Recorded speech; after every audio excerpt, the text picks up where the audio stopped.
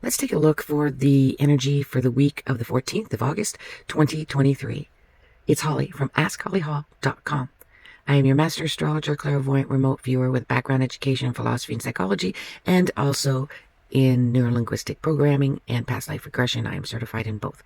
So, we're going to take a look at all these wonderful grand trines and a kite. What grand trines are is exactly what you see here.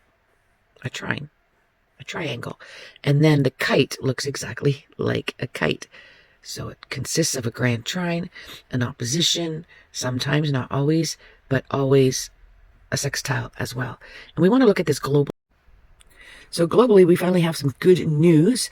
This week, we should be hearing from a global political figure or a global constituent that is not related just to a country, something like a G7 or a NATO, but I don't see it's that because it's brand new, because it's hitting Uranus, which means it's going to come out of the blue. It's completely brand new, and it is a group or people who are going to present a utopian vision.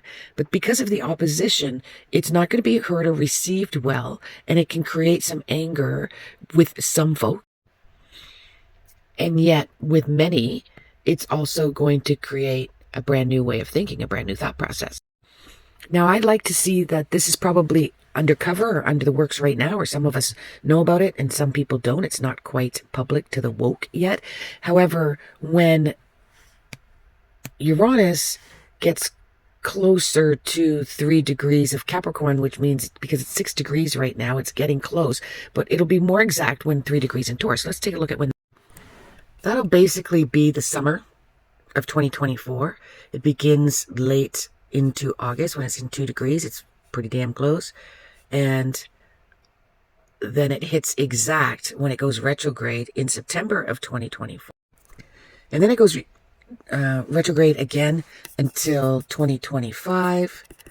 And then in 2025, you're going to see it climb back up again very quickly.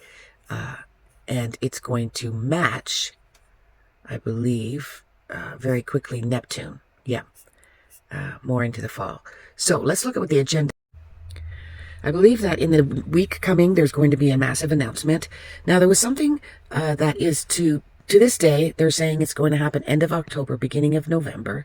And that is going to be led by, I guess it's led by Jordan Peterson. It's going to be in England, in Greenwich, and there's supposed to be something like 2,000 delegates and very important people and powerful people and professionals, etc., are going to be joining him. And I believe that's going to be delayed. Okay. And the reason I think it's going to be delayed, I may be wrong here, but the reason I think it's going to be delayed is because they've gotten bigger and larger and they've got more of an agenda to put together. Or it will happen then, but it will be part 1 of part 2 of another gathering that will get together. And I do believe that they will start to circulate around the world as well. So England won't be the first and only place, so that they can start spreading the awareness around it. Anyways, that'll be announced this week. Of course, it is with the planet Uranus, so I can't, when it comes with the planet Uranus, it's unpredictable, it's unprecedented, it just comes out of nowhere, out of left field. So I'm not going to pretend that I know what that is, except for the clairvoyancy part that I received about the end of October, the beginning of November of that one event. But there should be something else that's going to be tandem with it, information about it during this week as well.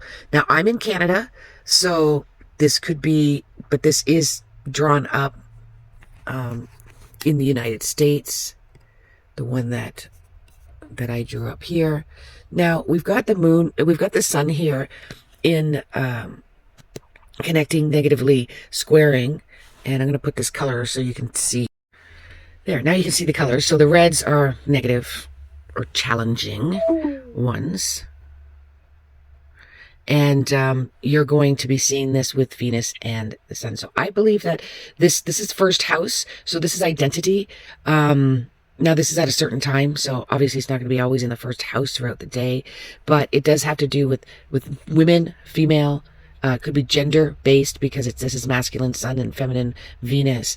And this is also something that's going to come out of the blue. It is going to benefit us. So it's like a blessing in disguise though. And it has to do with work or the culture around work and identity. Okay, so this could be gender-based, which is all the rage right now in conversations and communications. And I believe that women, because this is opposition of Pluto, and this is the houses of health, are going to come out again. It's going to move throughout the day. Our women are going to come out, and there's going to be a big giant movement around that. And there may be an announcement or something is happening underground around it as we speak. And that knowledge will come out as well too. Whether it'll come where I'm in Canada, so it'll probably be blocked from us in the news, because that's what C-18 has done, the bill of C-18. So what's going to happen this week? We're going to look at the moon first for the next couple of days. We've got the moon in Cancer, and that moon in Cancer is going to start our week off emotional, pampering. I'm going for massage today, so I guess I'm starting it out well. And it's going to be a time where you want to have some deeper conversations with your children, deeper conversations with your mom, because it has a lot to do with the past and historically what's been going on. You're going to see, like, even with the Barbie movie, right? We've got Power of the Women. Some people are taking that as opposition and saying that it's putting down men as well, or that there might be some other political gender agenda there. But I saw the movie. I liked it. Anyways, we're going to lead into Leo about halfway through the week. Let's take a look. So when you wake up, depending on where you are in the world, the moon will be in Leo. Remember, I'm doing sidereal astrology. And also, it'll be the next day. That'll be Thursday. And the next day, the sun will be going into Leo. Remember, I'm doing true astrology, where it is in the sky right now. And in this double whammy of all this Leo that's in our chart, it will also move into Virgo the following week, upon the weekend. That is Mars. So we're going to start leaving this very dramatic, selfish, self-centered, self energy. And there's nothing wrong with that. As you were listening to my previous readings on the day last week and the week before, it is a time to take care of self, to look at yourself. What are you doing for yourself? Are you making yourself important? Okay, so we can do this without being egotistical. And with this energy, you're going to feel today and tomorrow a bit sad that maybe yourself, or you're not important to other people, or your sense of importance that you feel against you comparing yourself to other people, or what you imagine other people are saying about you.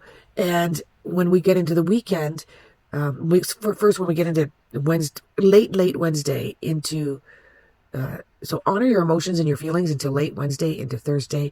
Wake up with that little bit more of a, okay, I haven't done much for myself, like Holly said, so I think I'm going to do that today. Do that Thursday and Friday, and have some play, have some fun, do something exciting and thrilling and entertaining. And then because the weekend, you're going to start getting serious again.